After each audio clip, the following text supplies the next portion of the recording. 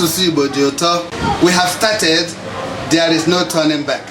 Ndị niile asụsụ Igbo na-amasị, ndewono. Ihe kwe nkwu okwu ka mkpụpụ ihe akwu okwu. Ihe ọ dị gịnị? Coronavirus amachie m ọnụ si m akụzili Igbo. Mba dị o, aga m akụzi Igbo. Ọtụtụ mmadụ ajụọla m ajụjụ sị Igbo Izugbe. Gịnị bụ Igbo Izugbe? What is Igbo Izugbe?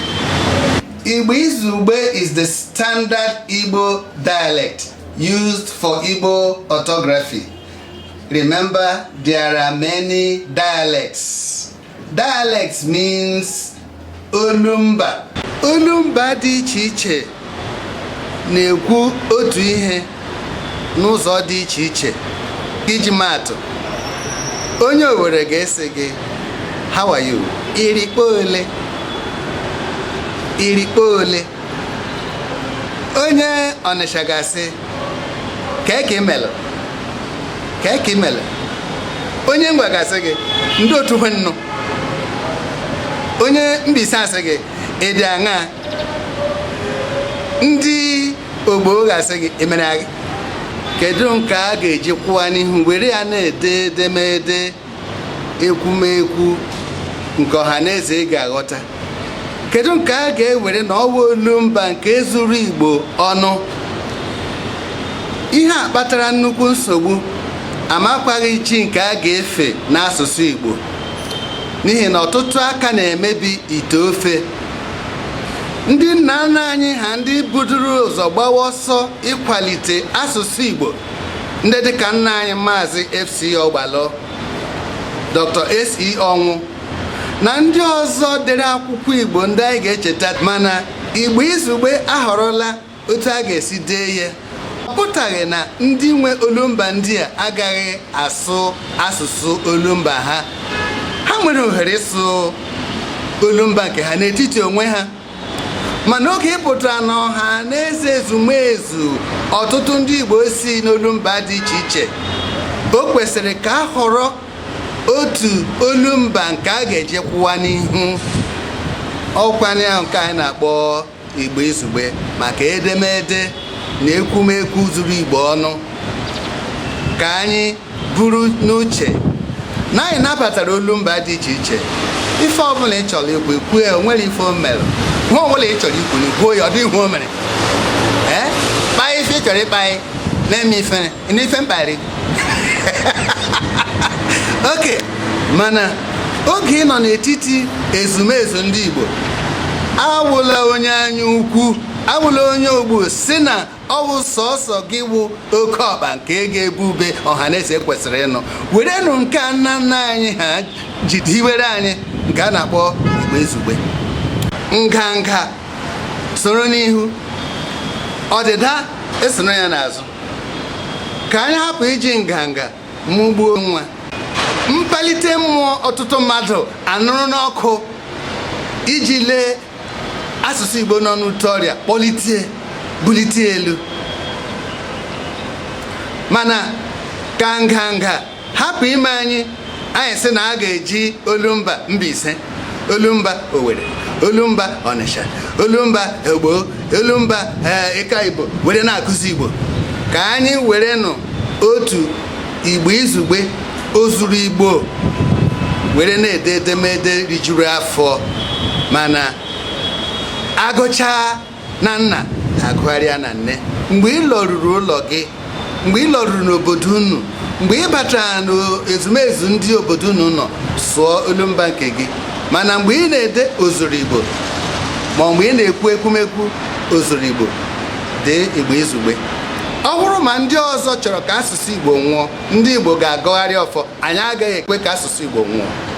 N'afọ 1961, Dr. M.I. Ọkpara oge ọ na-achị Eastern Region, ya ehiwe otu a na-akpọ SPILK, Society for the Promotion of Igbo Language and Culture.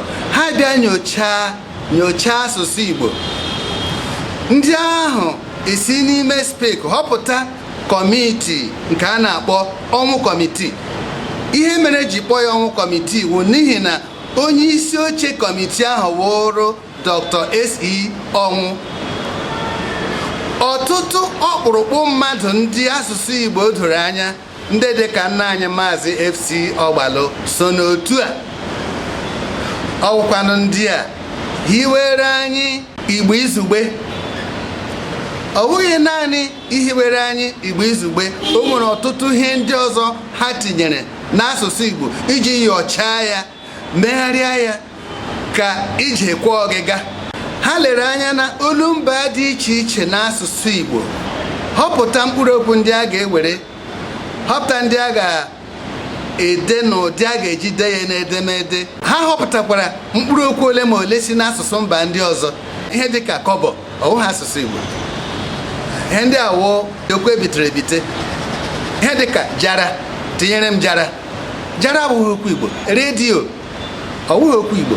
O nwere ọtụtụ ihe ndị ọzọ na-enweghị aha Igbo, nke ndị haziri Igbo Izugbe jiri aka ha chọpụta ha ga-agụ ihe ndị a.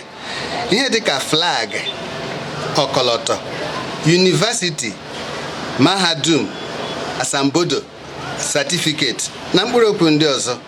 Ihe awa ọrụ ndị spilk site n'otu ọmụ kọmitii jiri nye anyị Igbo Izugbe ka asụsụ Igbo wụrụ asụsụ dị ndụ na-eto eto na-aga n'ihu, ọ bụghị nke ọkụ ya na-adanyụ adanyụ. Mana ndị Society for Promotion of Igbo Language and Culture nabatara okwu ndị a ka okwu mbite, mana ha nabatara ya.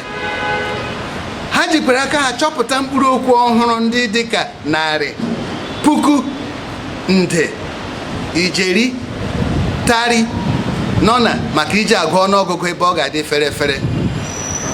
Nke ka nke ndị otu ọmụ kọmitii hiwere anyị Igbo Izugbe alfabet, ya nke anyị na-akpọ ABD Igbo nke Igbo Izugbe. Na mgbe ochie, nke a bụ ABD Igbo Izugbe nke ndị otu ọmụ kọmitii hiwere anyị. ABD Igbo nke Igbo Izugbe na-arata ụfọdụ mmadụ ahụ ịgụpụta ya ebe ọ dị ferefere n'ọnụ. ABD nke a na-eji ede edemede wụ nke nọrọ n'akwụkwọ a na-akpọ azụ ndụ. Onye ọbụla nọ ndụ oge ọbụla a na-eme emume International Mother Language Day 21st February kwesịrị iji asụsụ obodo ha kwuo okwu, were ya dee edemede, ree ure dị n'ime. Mana mgbe ọha na eze ezukọtara, unu jisi ike sụọ Igbo Izugbe. Oge ị na-ede edemede maka ọha na eze, ọbụladị ndị a na-eme advertisement, ha kwesịrị isoro ụkpụrụ edemede nke Igbo Izugbe. Anthem ndị Nigeria sị, "The labor of our heroes past shall never be in vain." Anyị cheta onye dịka nna anyị Mazi Ogbalu tara ahụhụ, gbaa ọbara, gbaa ajịrịja iji kwalite asụsụ na omenala Igbo elu. Anyị ga-eme ka obi tọọ ya ụtọ n'ala ezumike taa. Ya nọrọ ebe ahụ hụta na ọkụ ha gara n'ala amụọ mụta nye ndị Igbo na anyị ekweghị ka onye n'ọgbọ nke anyị. N'ihi nke a ka anyị na-akwalite nụ Igbo Izugbe, ma na nkụzi, ụlọ akwụkwọ, mahadum, edemede Igbo dị iche iche. Ọ bụghị naanị Mazi Ogbalu wụ kpakpando nọ n'igwe na-eke uke maka mpalite omenala n'asụsụ Igbo. E nwekwara ndị ọzọ, anyị ga-asọpụrụ ndị a. Ahịhịa dị ọtụtụ nọ n'ime ọhịa, nhụhụ ahọrọ ọkasị. Mazi Ogbalu wụ ọkasị. Osisi dị ụbara nọ n'ime ọhịa, ọjị wụ oke osisi. Mazi Ogbalu wụ osisi ọjị. Kpakpando juru na mbara igwe, mana o nwere kpakpando na-amụke karịa kpakpando ibe ya. Mazi Ogbalu ejewe aghaghị n'asụsụ Igbo. Nwoke a tara ahụhụ oge ọ chọrọ ka ebipụtara ya akwụkwọ asụsụ Igbo. Ya gawa Ibadan, ha jụ ibipụtara ya. Ihe a were nna anyị Mazi Ogbalu iwe. Ya lọta gawa n'Ọnịsha, ga mepee ebe ọ na-ebipụta akwụkwọ n'asụsụ Igbo. Ọ bụ mgbe ahụ ka asụsụ Igbo jiri nwetawe ndụ ọhụrụ. Ndị Igbo na-ede akwụkwọ na-agazi n'ụlọ mbipụta akwụkwọ nke nna anyị Ogbalu hiwere n'Ọnịsha na-ebipụta akwụkwọ Igbo. Oge ahụ ka ebidoro hụtụa ọkụ ihu nke asụsụ Igbo. Oge a lụrụ agha Biafra, ihe nna anyị ahụ mere n'Ọnịsha emebisichaa ya. O nweghị ihe o ji pam 20 enyere ndị Igbo oge ahụ, o nweghị o ji eme, mana ya ejirikwe nwayọọ nwayọọ rụọ hụọ ọkụ ejiri malitekwe bipụtawa asụsụ Igbo. Biko na ụmụnna m, ka anyị kwanyere Maazị Ogbalu na ndị ọzọ so n'ọrụ ọrụ ịkwalite asụsụ Igbo, ka anyị nye ha ugwu, mee ka obi tọọ ha ụtọ n'ala mmụọ ebe ha nọ taa, na ọsọ ahụ ha malitere gbawa, na anyị nọkwa na-agba ya na-ewelite elu.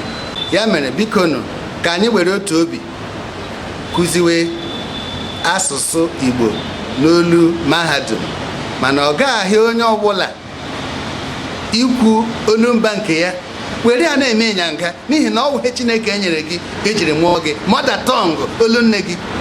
Na-echefukwele na 21st February afọ ọbụla bụ International Mother Tongue Day. Ọ ga-adịrị anyị na mma.